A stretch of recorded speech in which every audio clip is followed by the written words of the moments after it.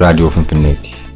Raadiyoon Finfinnee sagantaa isaa torbanitti guyyaa tokko gaafa qibxataa gama saatalaayitiidhaan sarara Oromiyaa Miidiyaa Neetwork irratti isiniif dabarsu amma jalqaba. Fuula irraan caqasaa jirtan maratti nagaan keenya isin qaqqabu dhaggeeffattoota raadiyoo Finfinnee kabajamoo ashamaa har'ii 14 barri 2017.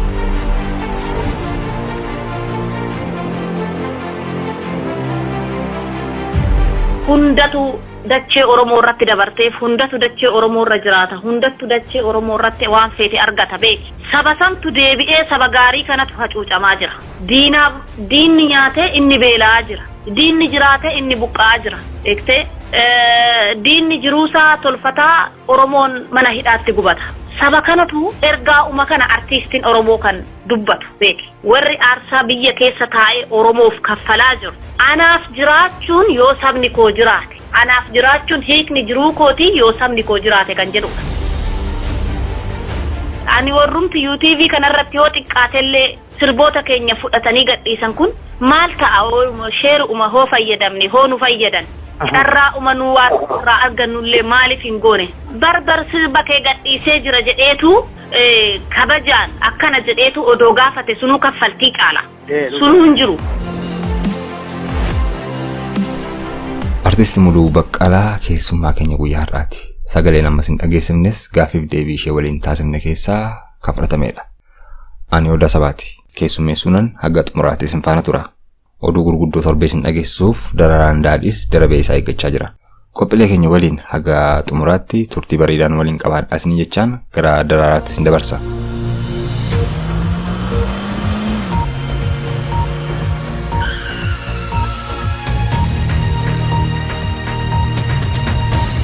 Mootummaan Itoophiyaa hiriira nagaa kana booda akka hin taane dhorkee jira. Ministeerri ittisa biyyaa obbo Siraaj Fargeessaa akka ibsanitti barbadiinsa qabeenyaa fi du'aatii namaa hir'isuuf hiriira nagaa dhorkuun barbaachisaadha jedhan. Itoophiyaan state of emergency ji'a 10 fayyadamaa kan turte yoo ta'u, akkuma inni ka'een hiriirri naannoo Oromiyaatti bal'inaan taasifamaa jiraachuun isaa ni yaadatama.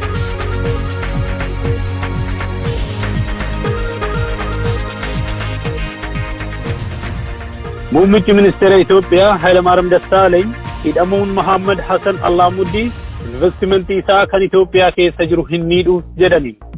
Sheek Mahammud torban darbee himannaa korraapshiniitiin biyya Saawudi Arabiyaatti hidhamuun isaaf ni yaadatama.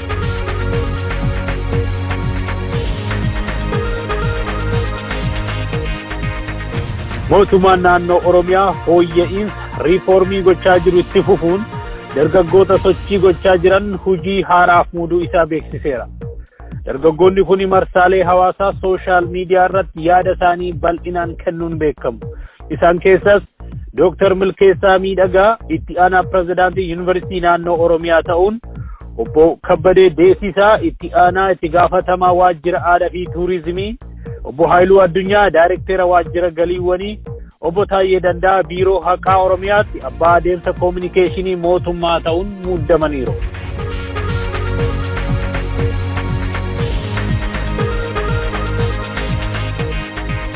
Gibsi fi gooftaan Noorweey meetii Mariit torban kana Itoophiyaa daawwatanii jiru.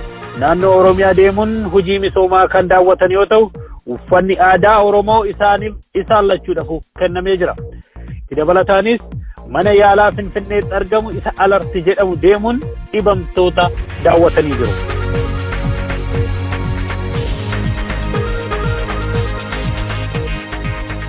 Oduu addunyaatti yeroo dabarru Kooriyaan kaabaa daawwannaa pirezidaantii Tiraamp biyya Eeshiyaa keessatti deemsisaa jiru akka ittiin gammanne ifaan ifatti ibsitee jirti. Namichi kun farra nagaa distrooyeriidha. Lolli addunyaa sadaffaa namicha kanaan jalqabaa jetteerti Kooriyaan kaabaa. Egaa dhaggeeffattoota keenya oduu torban kanaa gurguddoo kanumarratti raawwannaa sagantaa keenya itti aanu wajjin nagaan nu turaa kanas niin jedhu ani Daraaraa Daadhii.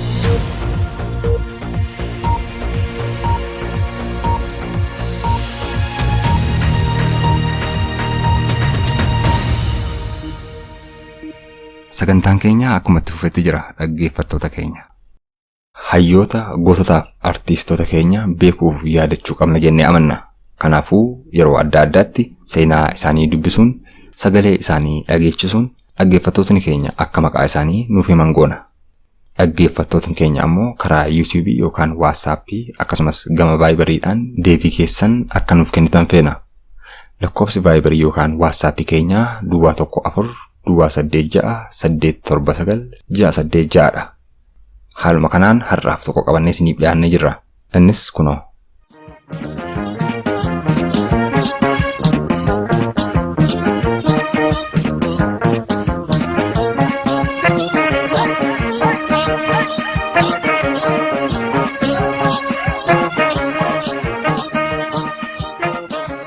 Wallisaan kun maqaan isaa eenyu? Seenaa wallisaa kanaa yoo beektan nuuf barreessaa. Irra deebuudhaan lakkoofsi Viber yookaan WhatsApp keenyaa 14 286 879 686 dha. Nuuf barreessaa isiniin jenna.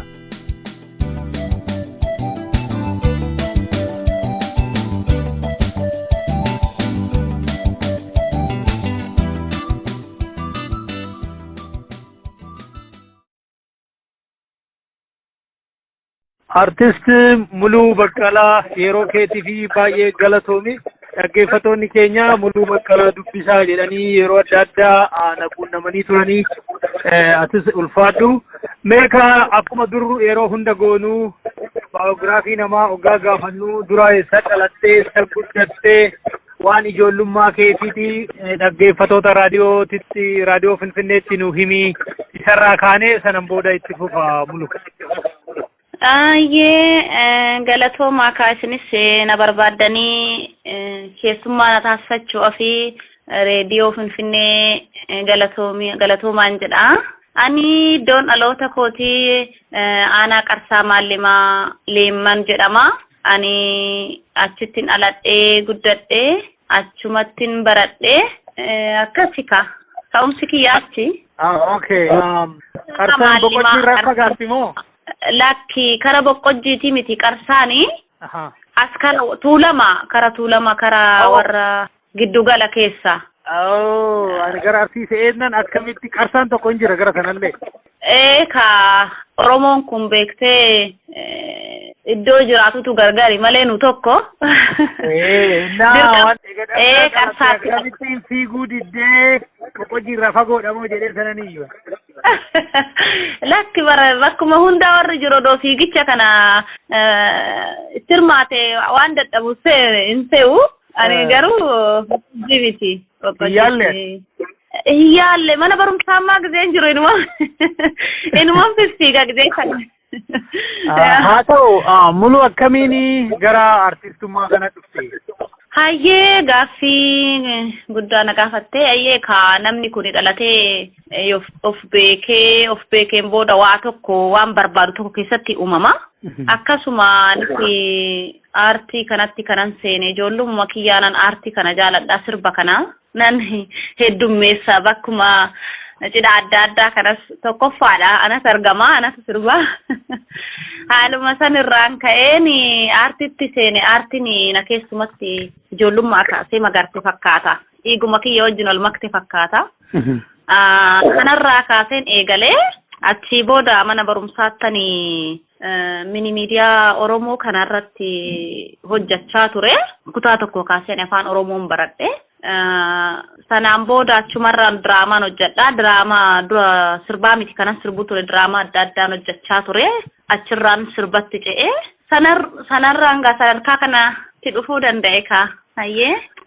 Dubartummaa fi artistummaan kun akkamitti wal simata hin ulfaatu? Gaaffii cimaa na gaafatte keessattuu biyya keenyatti baay'ee ulfaatadha. Keessattuu naannoo keenyatti sirbituun afaan Oromoon jalqaba bakka nani dhaladhetti ba'e ana. Dubartii keessa jechuukeeti? Yaa dhiiruma keessa iyyuu hin jiru.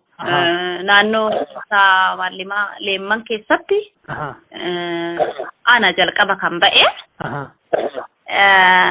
Yeroo sanitti baay'ee ulfaatadha. Sin hubatanis maatiin sin hubatu. Namni hubannoo aartii qabus naannoo sanii sirba haa aggeeffannu malee haa aggeeffannu malee. Maatiin maal jedhu nu arrabsiisedhani? Maatiin yoo akka isaanii akkam baradhee tokko akkuma namaa tokko doktoraas ofiisaas injinar waanuma adda addaa ta'ee sana. Digirii fudhattee akka galtu barbaada. yaa dura dubarri akka heerumtu barbaadu yoo xiqqoo hubannoo argatan barumsa akka barattu barbaadu sanatirra ulfinatti fakkaata jara kana lamaan qofa isaaniif hojii fi jijjiirama namaa kan ta'e itti fakkaata. Egaa hubannoodha malee egaa aadaa ofii afaan ofii yookaan jijjiirama ofii jibbaniiti miti hubannoodha haala sanii waan baramne tokko gaa ulfaataadha amma baramutti sana. Booddee gaa isaanumatu na gargaaree ani tattaafadhee baay'een tattaafadhee ofuma kiyyaa nan dida beeksee waanuma irratti diduu kanan jaaladha waan naan taane nan dida yeroo mara. Amala akkasiin qaba. Tole. Beektaa waan bu'aa fiduu irratti cimuun barbaada beektee. Waan hin taane irratti hin diddu beek. Waan hin taane ta'u yaada. Waan ta'u immoo didee ba'uun barbaada ani akkasiin amala akkasiin qaba. Anis dideetuma ba'ee sanan agarsiisee booda isaanutti gammadanii na gargaarutti gatta'anii.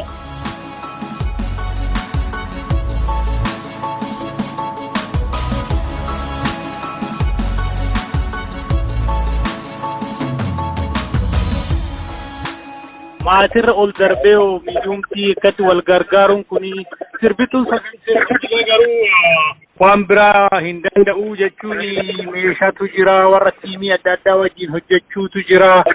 Kan dhaga'utti dubartii dhabdii fi dhiirattu iyyuu ulfaataa wal hatuutu jira wal suuquutu jira. Mee waa'ee sana dhiibbaa ilmaan Oromoo keessa darban keessattuu immoo wanni isteejonni adda addaa Oromootaaf mijataa miti jedhu. Ayyee istiidiyoon adda addaa ni baay'ee ulfaata dhagaafi cimaa na gaafatte beekte. Amma istiidiyoon Oromoo sirmattuu hin jiru jechuu dandeessayyuu siigalee. Istiidiyoon Oromoo nama Ibrahim Said jedhama Oromoodha nama Harargeeti qaroon qabu sabbatatti guddatee ijoollummaa isaatii dhufe. Anaaf immoo sabbanni natti dhiyoodha. Akka carraa biyya keenya aanani qarsaa fi maallimaan bakka lama taate. Ana Soodoo Daaciitu ana argate aduu sani sabbataa dhufanii achirratti hoggaan hirmaadhu gantaa san irratti warra sabbataa kanatu dhufe Ibrahim sana faatu dhufe achirratti sirba ilma beettolosaa bishaan baariin ceesisu an jedhu tokko sirbe meeshaa naa qabaa jedheeni isa gizee sirbu micayyoon kun sagalee akkanaa qabattee maaliifi akkamitti kan jedhu yeroo sanis uummata Oromootiin achi sagantaa san irratti argame ani sirba baasuun barbaada Oromoo akkana si ba'u na gargaaraa jedhee dubba'ee ture. Akka carraa inni achi jira dhaga'ee naa fidaamee jedhee isa bira dhaqee rakkoon hin jiru jedhee na dubbisee sabbata akkan dhufee kaaseta kiyya guutuu naa hojjetu dandeetti akkanaatiin ati akkamitti teessaas jedhamee na gargaare haala saniinanii isa bira dhufee kaaseta kiyya kana hojjechuu danda'e jalqabumayyuu. Malee carraa argattee warri kanaayyuu hin arganne hin jiran. Haqa jiru anis yeroo san tattaafachaan ture bari akkamni jettee yeroo san sirba baasuudhaaf namoota hedduu na gargaaraa gaafachaan ture beektee gaaffii sanirra sagantaa sululirra naa buutee iddoo biraan deemayyuu gaa hiree mana Abashaa istiidiyoo carraa baay'inaan kan jiru isa Finfinnee keessa hoo xiqqaate achan deema nama kana arga'uu ture beekama akkatti na gargaaru kana hiree guddaadha sagantaa sun kan naa bante anillee tattaafachaa jiraadhullee akkasii haalli Kaasetii keessa duraa maal jedhama? Damma Shoolee kiyya. Damma Shoolee kiyya. Oromoon akkamii sirba hin bitata namarraa bitaa artistiin Oromoo tokko egaa bu'aa bayii kana keessa darbeen booda gabaarra jechuun waan itti dhama'e kana hanga ta'eessa hindeeffata.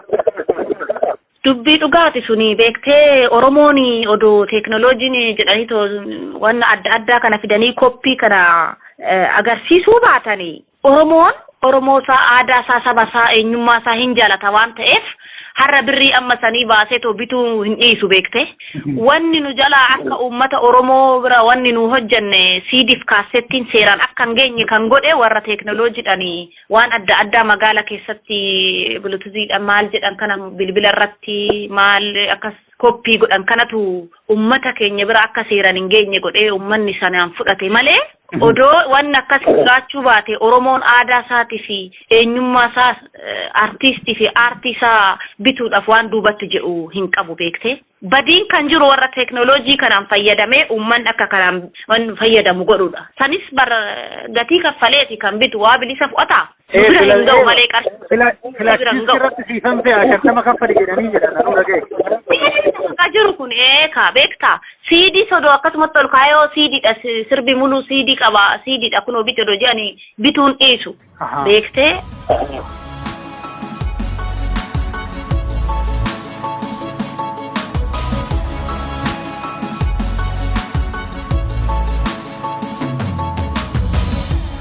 Oromoo kanaan namni tokkichi xalafee koppii pasti godhee akkasitti distribuut gochuudhanii artistiin maal irraa argatare? Homma waan irraa argatu hin jiru. Artistiin kan argatu Oromoo qofa jaalala Oromoo qofa. Ani fakkeenyaaf jaalala uummata kooti tan qabaa ture. Isteejii adda addaa on hirmaadhee nan hojjedha malee Oromoo na yaame carraa isteejii hojjechuu hin qabaadheen ala isteejii irratti gatii argadhu galii argadhuun ala. Sanaan booda waan baay'ee amma fakkeenyaaf eegan kaaseta lammaa duraa baasee kara sirba 8 kilipii singilii gadhiiseera. Almost kaaseta guutuu xiqquma tafe beeki. Singilii kanarraa hanga arraa birrii tokko maallaqa tokko arga'een beeku beeki. Maaliif nan gadhiisa YouTube irrattis abbaa na fuudhetoo post godhu abbaa itti fayyadamu hin beeku.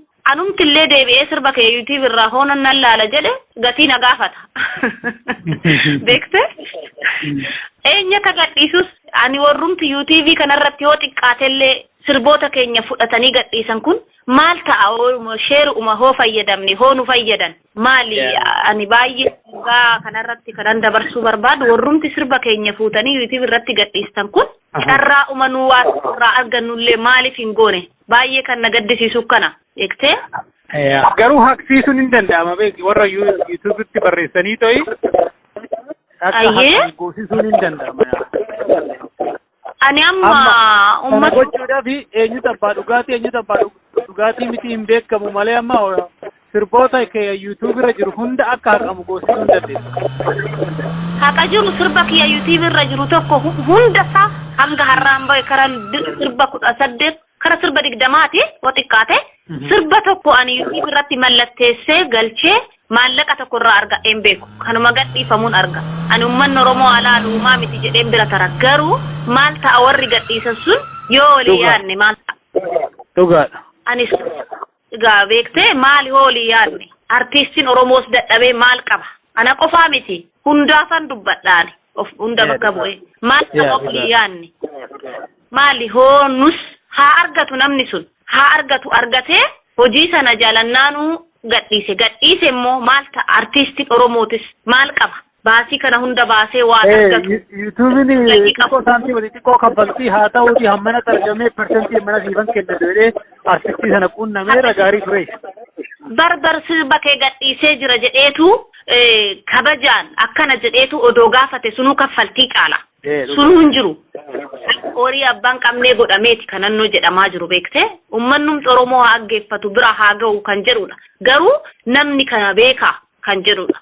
Kan namatti dhaga'amu olii haa yaannu artistiin Oromoo soomaan qabu. Hayyee. Kaasetta meeqa baastee mulu amma?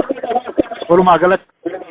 Ani kaasetta tokko baasee singilidha lama jechuu dandeessa gaa tokko nan gadhiise malee olitti qabeetu waanan gadhiise amma hin qabu biyyaa gizeen ba'u amma CD tokko maxxanseen ture sirba 8 maxxansee CD 500 tokko maxxansee as koonsartii irratti an gurguradha jedhee qopheessee ture yoon eerpoortiidhaa ba'u baay'ee na sodaachisanii atuumee darbii CD qabatteen darbinii darbu si dabarsuu dhiisuu danda'u siyaasa waan of keessaa qabuus jedhanii tan akkuma CD kan maxxanseetti akkasumattan ashagee achumatti gatee dhufe carraa isa raabsuus hin arganne carraa gurguruus hin arganne amma calliseetuma taa'ee jira akkasii.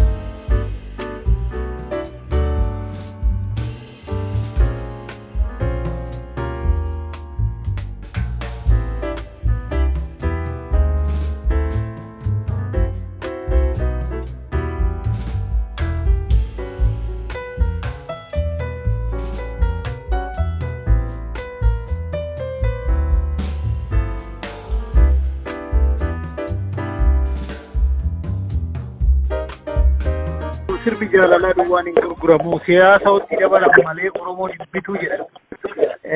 Innaa siyaasa sanatti dabaluun immoo rakkoo qabdi. Mee akkami waamati sirbitu kunillee waa'ee yeroo darbee yeroo Oromoo piroosesii sanallee kan sirbitee singilii tokko argeen ture. Quuqaa Oromoo kana dabarsitaa. Kanaan artistii Oromoo irra gaagaa akkamiiti gaa siyoo dhuunfadha wanni sirra ga'ee jira. Dhugaadha waan guddaadha oguma itti gaaffii guddaa na gaafattee beektee Oromoon kun siyaasatti makamu malee innaan bar siigalee jiruu isaatu bar siyaasa ta'e jiruu isaatu gubaa ta'e beektee jiruu isaatu du'a ta'e jiruu isaatu boo'icha ta'e beektee odoon barbaadiin qe'eesaatti saamamee odoon barbaadiin qe'eesaarratti du'aa odoon barbaadiin qe'eesaatirraa buqqa'aa qe'ee namaa odoo naqin odoo tolee ofitti qabeet inni irraa ka'ee inni tolaan ofitti siqse sun irra jiraataa jira. Kanaafuu siyaasa jechuun beektee quuqqaa'uma Oromoo kana beektee dhibee'uma Oromoo kana rakkoo Oromoo kana waan ibsu sana ergaa dabarsuudha. Ergaa dhugaa jirtu haqa jirtu waan dabarsu waan of keessaa qabu feenadha dubbiin beektee. Waan nama balleessuu miti yookaan waan nama ajjeesuu miti yookaan waan biyya balleessuu miti dhibeesaa haqasaa artiistiin kan dubbatu haqa Oromooti beeki siigalee fakkeenyaaf rakkina saba tokkoo rakkina Oromoo fakkeenyaaf akka Oromoo sabni hacuucames eenyummaa isaatiin akka saba guddaa ta'een akka saba bal'aa ta'een akka aadaa bal'aa qabuun akka afaan bal'aa qabuun akka saba bal'aa qabuun sabni quuqqame sabni hacuucameetoo baay'ee gadi dhiittame Oromoodha beeki baay'ee kasi gaddisiisudha kun jechaadha. Oromoon saba hunda jaalatee wajjin jiraataa ture diinummaa saba biraarraan qabuu ture beeki hundatu dachee Oromoo irratti dabarteef hundatu dachee Oromoo irra jiraata hundattu dachee Oromoo irratti waan feete argata beeki saba santu deebi'ee saba gaarii kanatu hacuucamaa jira diinni nyaatee inni beelaa jira diinni jiraatee inni buqqaa jira beektee diinni jiruusaa tolfataa Oromoon mana hidhaatti gubata saba kanatu ergaa uma kana artiistiin Oromoo kan dubbatu beeki haqa jiru ani fakkeenyaaf du'a Oromoo argaan guddadhe beeki beela Oromoo dachee isaatirraa buqqa'uu argaan guddadhe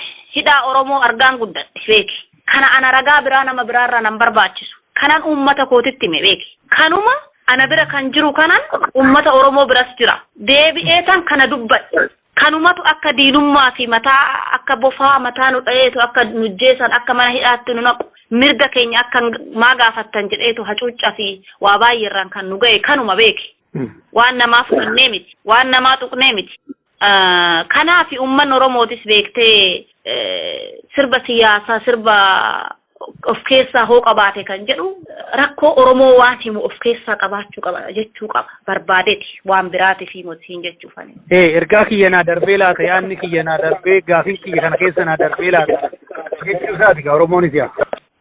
Haqa jiru sana dubbiin beeki dhugaan jirtu sana maaliif seete addunyaa kanarraa fakkeenyaaf ati Oromoo namni tokko mariidhaaf odoo nama tokko yaamee waan Oromoo waan saba tokko waan rakkoo tokkos waan jijjiiramaa tokko nan haasaa jedhe uummata kana hunda yeroo tokkoon olii ga'uu hin danda'u.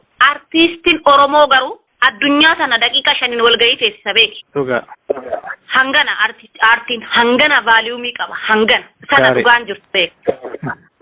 warri mana muuziqaa akkamii sirbi kee kuni kana hin sodaanne.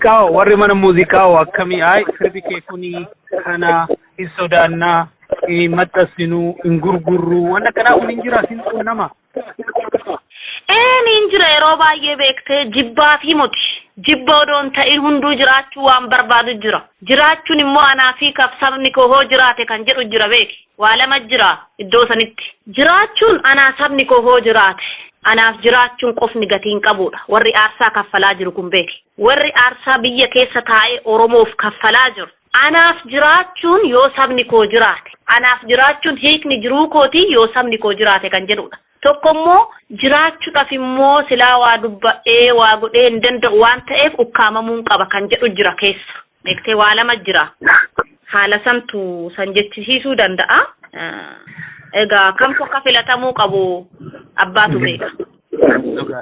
Mulu gara artistii kana dhuftu garuu namatu fakkii namaa ta'a yaaduma artistii taate moo nama wayii ilaaltee artistii taate? Hayyee egaa namni dhugaa keeti namni hunduu amma fakkeenyaaf sanyii gootati hoo jennu bar gootota kaleessa seenaa hojjetanirraa kaaneeti miti. Dhugaa. Odoo kalee seenaa goota Taaddee Birruu, Jeneraal Waaqoo Guutuu, Jeneraal Taaddasaa Birruu hedduudha gootonni keenya. Maqaa isaanii faarsina.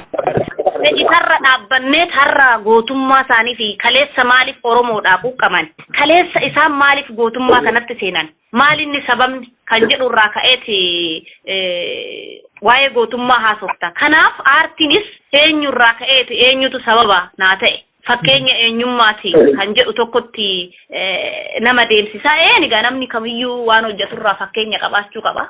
Anis fakkeenyuman qaba artistotuma hangafa kiyya kan turani irraa kan ka'e isaanuman dhaggeeffadhaa ture sanarraan kan ka'e kara sirbaatti dhufe akka fakkeenyatti shamara keessa on kaase Elfinesh Qannoo baay'een jaaladha baay'een dhaggeeffadha sagaleen ishii ajaa'ibaa haadha seenatisi ati ijoollee baadiyyaati moo ijoollee magaalaati?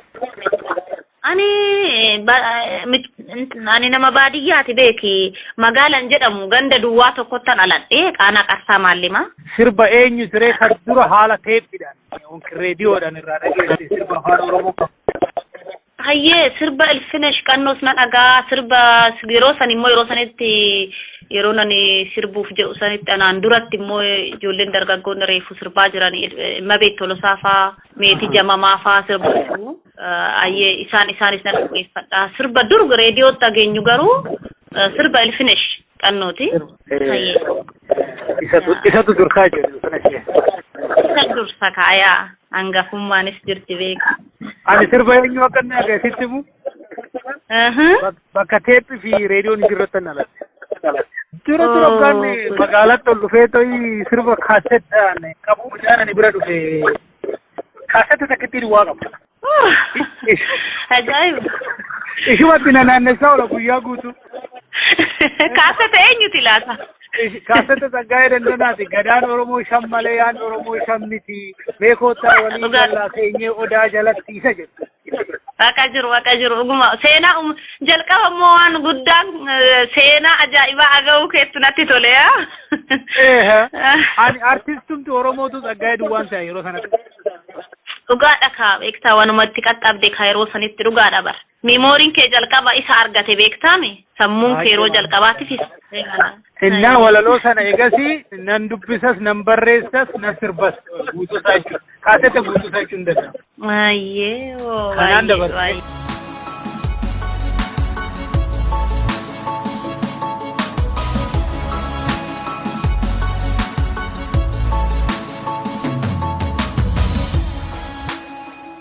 Egaa Muluu Baqqalaa eessa jirti amma? Muluu Baqqalaa Awustiraaliyaa Meelboorn jira. Hayyee. Tole achumatti jireenya sirreeffattamoo biyya keetti ni galu? Egaa kaa maalitti galuuti akki galanii yoom jirraati kaa gaaf rabbi galaanuun jedhe galuu dandeenya malee hanga ammaatti kaa maalitti galla haalli jiru baay'ee fokkisaadha baay'ee jibbisiisaadha duraanuu akka tijiraadhettan jiraachaa ture waan ta'eef baay'ee ulfaataadha. Artistoonni Oromoo jiranii Awustiraaliyaa? Eeyyeni artistiin Oromoo jijjiru amma noolii dhufanis jijjiru isaanii amma iddoo biraa jijjiru ni jijjiru warri duraan jiranis jiru. Fuulduratti walitti dhuftanii waa hojjechuun yaaddumoo akkamiga? Meegaadho rabbi jedhe ani karoorri kiyya odoo waaqni jedhe aartii uummata Oromoo kana bakkuma jirrutti baandii tokko uumee artiistii numti silaagaa faffacaanee jirru kun walitti dhufnee odoo waan addaa tokko xiqqaate bakkuma jirtutti eenyummaa kee hojjechuun kaayyoo kee dagachuu dhiisuudha inni guddaan beeki iddoon sin daangessu egaa kaayyoo kee bakkuma fufsiisuun dirqama haala danda'amu ta'een ani baandii Oromoo tokko odoo dhuunfoo hojjenne. Suni baay'ee gaariidha rabbi si haa qarqaaru sinirraa isin eeggama dhugaa artistoonni Awustiraaliyaa baay'ee jiranii warri dur jechuun dur I think 50 shubbisa afaan achi jiran fakkaatu hundoo gongoruu baatu. Akkas jedhanii 50 shubbisaas as jira jedhanii dhagarre akka carraa ani kana arge kan ufee nagaa nu dubbisee nu simate kuma laafaa deebii eenyu nama hararu namoota baay'eedhaan achi jiru dhugaadha. Hundiifaas nu dubbisee isaan argee jira. Walitti dubbisanii waa godhuu qabdanii rabbi si haa qarqaaru. Amiin tole kaa. Mee mulu namootatu informationii kana naa kennee akka achi jirtu kasi dubbisu godhee dhaggeeffatoota raadiyoo keenyaa fi sirba kee isa jaalatturraa mee sagaleedhaan nu jedhi yoo sitti tole. Hayyee egaa sirbi nama sa'a kanatti jala'u namni ilmoo isaa waliin caalchisu beeki. Dhugaadha. Hundaa qixuma jalataa anaaf sirbi koo akka ilmoo kootiti hundaa nan jaaladha garuu yeroo ammaa karatti waan seenaa ta'e tokko sirba hundaa nan jaalladha. Jalqaba yeroo master plaanii murteessuuf jedhanii sanaan dura ergaa wayii informationii sanaan dura qabaa ture. Yeroo sanitti nan dhagaa hoggaan dhaga'u kana maalifan taa'a jarana jedheetiniin du'uunis jiraachuunis yoo wanna barbaadan of keessaa qabaatani jedhee murteessee yeroon hojjedhe tokko sirba master plaanii jalqaba gizeen hojjedhe Finfinnee kan jedhu isan affeeraa dhaggeeffatee Safiyaa baay'een jaaladha sirba sanii seenaa guddaa qaba sirbi suni. Bareeda. Hayyee dhiigni lammii kan koo gumaasaan hangalle yaa lammii koo dhukkuba koo homtuu nan fayyisu bilisummaa malee way. Dhiigni lammii kan koo gumaasaan hangalle yaa lammii koo dhukkuba koo homtuu nan fayyisu bilisummaa malee jedha. Baay'ee namatti tola galatoomii ulfaadhu. Egaa dhumarratti uummata si gaafatee fi waan itti dabaluu qabdu gorsa soo qabaatte immoo artistoota Oromoo amma karaarra jiranii akkuma kee yaalaa jiranii jalqaba rafaa warra jiran keessattuu warra dubartiitii fi egaa ergaa jajjabina isaanii kennuu fi mala tokko tokko dhodhooftee fi gaariidha carraan keetii gama kootiin gaafii koo fixeeraan. Guddaa galatoomi hayyee carraa dhuma naa kennite kanaaf baay'een gammadeera waa garaatti na hafte akkuma ati jette. Ka artistoonni Oromoo hamilee jiran na beektu sabaaf hojjannaa sabaaf du'a duunaa kanaafuu maallaqa argannee maallaqaan jijjiiramneeti mootii kaasetas gurguranneeti miti hamileen keessan saba keessan bal'aa kana qabaachuu haa ta'u ka shamarranis jajjabaadhaadha hamilee keessan artistoonni biyya keessa jirtan hunduu ol jajjabeessadha ol cimsaadha. Tokko hoo ba'ee ana bichaatu ba'aa odoon ta'in kan ba'aa jirus cimsuun dirqama keenya haa ta'u jajjabaadhaa kaayyoo keessan hin dagatinaadha haqaaf hojjedhaadha eenyummaa keessaniif du'uuf haqaaf du'uuf ammallee duubatti hin deebi'inaa haqni Oromoo amma dhugaarra nu geessutti aanan biraa immoo saba Oromoo hundaaf kan bahaa dhihaa kaabaa kibba hunda jirtaniif adaraa tokkummaadha tokkummaan irreedha tokkummaan jijjiirama tokkummaa waan barbaadan namaa fiddi ummanni biyya keessa jiru qeerroon biyya keessa jiru ani engadda dhufe dhiyoo dhufe tokkummaadhaan cimee xarra lubbuu isaa kennaa jira aarsaa kaffalaa jira warri biyya alaa adda addaa jirru kuni ol cimsuu qabna tokkummaan keenya irreedha dhiiga ganna mulaaluu qabna lubbuu baatu laaluu qabna haati ilmoo ishii awwaalteetoo mana galteetoo yeroo soorama baatutti yeroo ilmoon ishii gargaarutti rakkachaa jiraatu laaluu qabna ol cimsuu qabna oromummaadha tokko kan nu ga'uu qabu gandummaa odoon ta'ini oromoo maraaf oromoo ga'ee akkanaa taphatu ergaan kiyya kana naaf gadhaa jedheen dhaamsa koo dabarsaa oromoon hundi bilisummaan hawaa fi saba koo biyya keessa jirtaniifis waan garaa keessanii bilisummaa akka argattan jedha. Atis waan keessummaa keenya godhatteef guddaa galatoomii Finfinnee reediyoo Finfinnee baay'een galateeffadhaa cimaadhaa hojii gaarii hojjechaa jirtu baay'ee cimii ergaa gaarii daddabarsaa jirtu akkas keessummaa gootanii artistotas namoota hayyuu adda addaa akkanatti yaamtanii hirmaachisuu keessaniif guddaa galatoomaa cimaa isiniin jedha. Baay'ee ulfaadhu artist Muluu Baqqalaa Sidney Austraaliyaa irraa yeroo kee fudhattee akka bareedan waliin goote egaa yeroo biraas immoo akkanumatti dhugaa si barbaanne sitti deebina.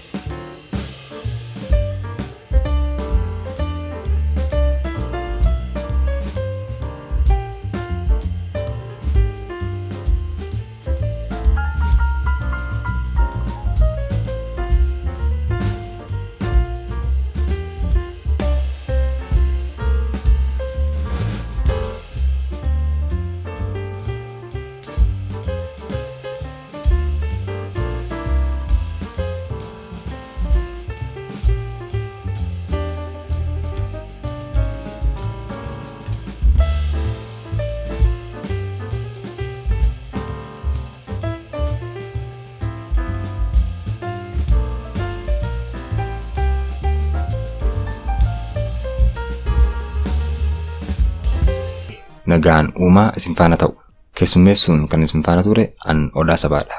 Torban gaarii.